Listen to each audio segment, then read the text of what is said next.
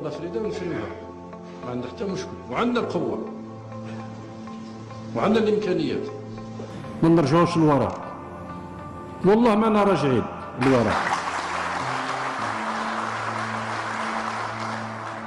L'obsession algérienne d'Israël. Malgré la distance qui les sépare, l'entité sioniste a toujours considéré l'Algérie comme une menace potentielle de premier plan. En effet, ce pays du Maghreb, qui possède l'une des armées les plus puissantes d'Afrique et du monde arabo-musulman, reste fermement et historiquement hostile à l'entité criminelle israélienne. L'Algérie est l'un des rares pays arabes à ne pas entretenir de relations diplomatiques ou commerciales avec l'entité sioniste, et des relations historiques et de profonds liens d'amitié l'unissent à la Palestine. Le peuple algérien, structuré par une forte culture anticoloniale, a toujours fait preuve d'une solidarité sans faille à l'égard du peuple palestinien dont il a longtemps hébergé les dirigeants, notamment dans les années 70 et 80. C'est également à Alger qu'a été proclamé l'État de Palestine par Yasser Arafat devant le Conseil national palestinien en 1988. Ce qui n'est certainement pas sans lien avec la décennie noire qui a suivi et a ensanglanté le pays. Autre motif de courroux pour Tel Aviv, les excellentes relations entre Alger et les membres de l'Axe de la Résistance, et son refus de cautionner et de participer au complot américano-sioniste visant à reconfigurer la région moyen-orientale.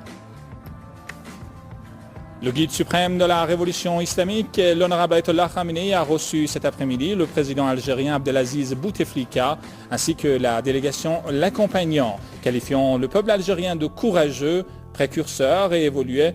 L'honorable Ayatollah Khamenei a rappelé les antécédents combatifs et révolutionnaires des Algériens contre les puissances colonialistes avant de déclarer « Le niveau des relations entre les gouvernements algériens et iraniens sont plus sincères que jamais et ces relations occupent actuellement une place exceptionnelle. » Revenons sur la triste situation de la Palestine et le silence ainsi que l'indifférence de la communauté internationale et les pays islamiques, le guide suprême de la révolution islamique a rappelé « Si les pays islamiques remplissaient leurs devoirs envers la Palestine, nous ne serions pas en ce moment témoins des dangereux complots du régime sioniste envers cette population ainsi que de l'application de la politique de judaïsation par ce régime. L'OCI doit entreprendre une démarche sérieuse envers le régime sioniste, a poursuivi le guide suprême. Lors de cette audience à laquelle assistait le président Ahmadinejad, le président algérien Abdelaziz Bouteflika a salué les positions du guide suprême concernant les questions du monde de l'islam et a souligné que le monde islamique avait les yeux rivés sur l'Iran. Alger a aussi refusé de participer à la coalition saoudienne contre le peuple du Yémen ou de considérer le Hezbollah comme une organisation terroriste.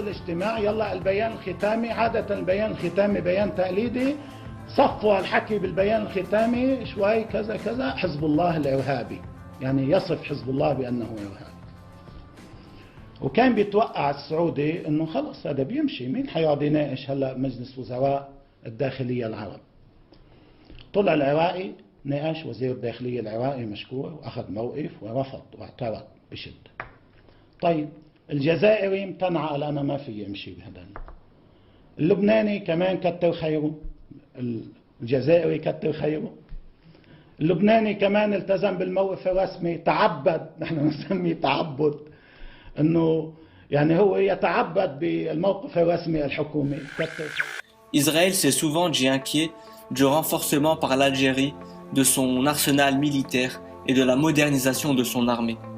L'armée algérienne est dotée de matériel militaire de pointe grâce à son fournisseur historique en matière d'armement, la Russie, ce qui suscite une vive inquiétude chez l'ennemi sioniste. C'est dans ce contexte que l'année dernière, des agents du Mossad ont été surpris alors qu'ils espionnaient en Allemagne le chantier naval où étaient construites 2 frégates Meko A-200 pour le compte des forces navales algériennes.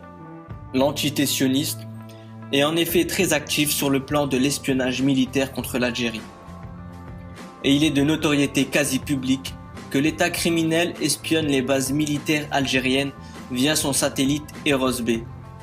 On se souvient aussi que du matériel d'espionnage avait été découvert il y a quelques mois dans un avion en provenance du Qatar, un des principaux instruments régionaux de l'entité sioniste. C'est dans ce contexte de méfiance et de défiance à l'égard d'Alger, qui refuse obstinément de se soumettre à l'agenda sioniste, qu'il faut analyser les dernières prises de position du sinistre BHL, le fossoyeur de la Libye voisine. Je suis français et juif, fils d'Israël. Vous représentez des tribus, moi je suis aussi le représentant fils d'une d'une vieille tribu. Ouais. le fils d'une des plus anciennes tribus du monde. Alors Bernard-Henri Lévy, la tribu ouais. d'Israël. Et les types, mon cher Schlebo, m'applaudissent à ce moment-là. Ils applaudissent cette idée, cette circonstance et cette vérité du fils d'une des plus anciennes tribus du monde, la tribu des Lévis s'adressant aux tribus libyennes. Le philosophe français du Mossad qui a apporté son soutien appuyé au MAK, un mouvement séparatiste appelant à l'autonomie de la région kabyle, remettant ainsi en cause l'unité territoriale algérienne. En soutenant cette idée, le philosophe français du Mossad mettait en péril l'unité nationale algérienne et prônait la division éthique et sociale, voire une guerre civile dans ce pays. Il n'en était pas à son coup d'essai et avait déjà exprimé en 2012 son soutien d'un nouveau printemps israélien pour l'Algérie. Bon, vive l'Algérie, vive l'Algérie, vive, et c'est à ça que je voulais en venir.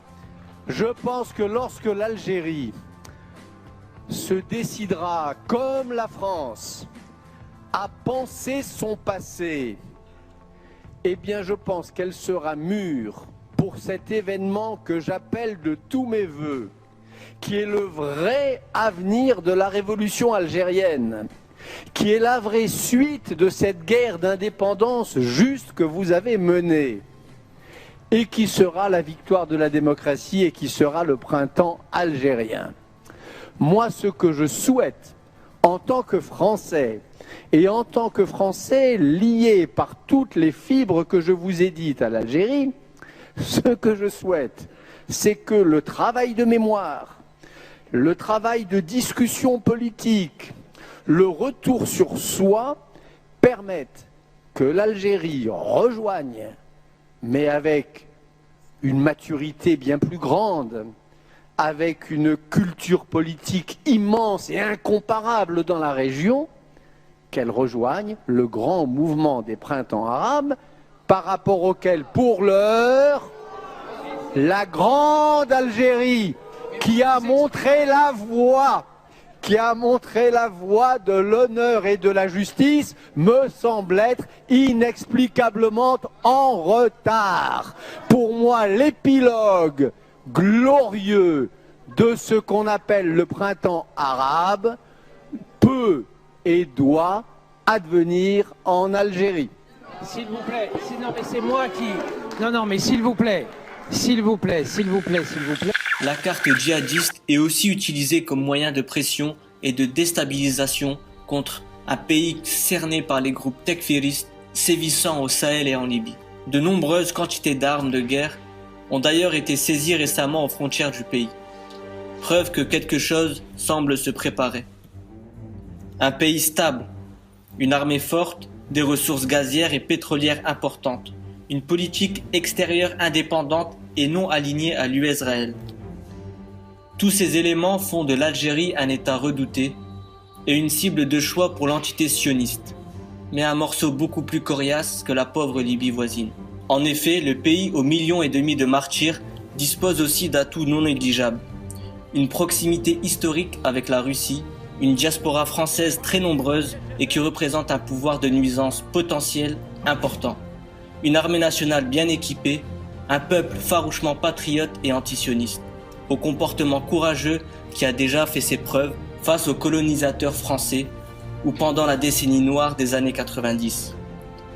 Ce pays imprévisible, malgré une situation intérieure fragile, est capable de déjouer les complots sionistes qui sourdissent contre lui comme il l'a déjà fait auparavant. Le parti antisioniste dénonce une nouvelle fois les tentatives sionistes de déstabilisation de l'Algérie, dont l'objectif et d'affaiblir ce pays qui refuse de se soumettre à ses instructions. Cet ennemi, c'est Israël, c'est le sionisme. Il trafiquera, il fera tout en marche et en œuvre pour continuer cette haine entre les peuples. Il nous divisera, c'est sa devise, la devise des pharaons. Diviser comme on le dit, comme il y a un verset qui le dit, pour affaiblir. Israël occupe les lieux saints. Israël est un ennemi féroce dans un programme pour assujettir l'environnement, les frontières tout autour et dominer. Et il ne peut exister que s'il y a ces divisions. Donc nous appelons tous nos voeux, et je vais dire amicalement et fraternellement aux Algériens et aux Marocains. Le Maroc a une constitution. Elle a décidé d'un royaume, son histoire est ainsi. Ça veut dire que le roi d'aujourd'hui a hérité de ce royaume. Il n'a pas fait quoi que ce soit pour l'avoir. Donc le destin a voulu pour qu'il soit là où il est. Ce n'est pas cette personnalité qu'il faut regarder, critiquer ou insulter ou diminuer de son honneur. C'est pas lui l'ennemi. C'est pas lui l'ennemi du peuple marocain. C'est pas lui l'ennemi du peuple algérien. L'Algérie s'est choisi une république. Les Algériens, ils ont versé du sang pour réussir à monter leur pays, l'Algérie. Ils ont souffert. Ils ont trouvé les Marocains lorsqu'ils souffraient. De grâce aujourd'hui, le peuple algérien est un peuple fier et fraternel. Il est bon. Ce peuple est bon. Il apparaît un peu dur. On apparaît dur. C'est comme les lions.